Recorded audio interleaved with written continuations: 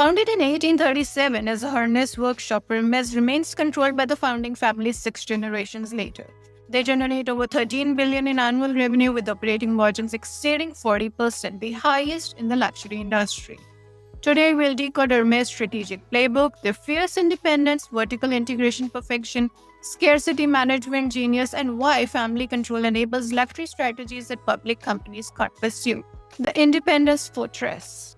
Hermes' independence isn't accidental, it's strategically fortified against acquisition attempts. Why does this independence matter so much for Hermes? Firstly and foremost, there is long-term decision-making. Family control enables decades-long strategies that public companies can't pursue.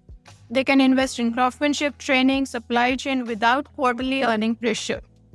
Secondly, the brand DNA protection. There is no risk of acquisition-driven changes to product quality, pricing strategy, or brand positioning.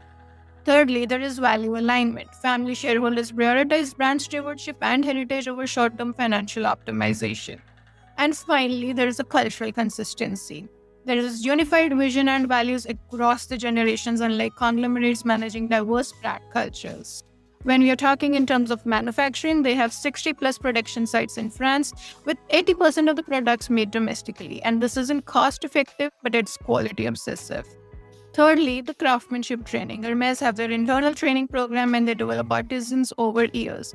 One craftsman can create each bag from start to finish, the opposite of assembly line manufacturing. And then there is retail control.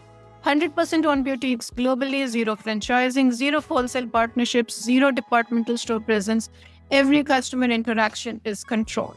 This gives them strategic advantages in terms of quality assurance, supply security, innovation capacity, and margin protection. When we're talking about quality assurance, it is when you control every step, quality becomes guaranteed rather than hoped for.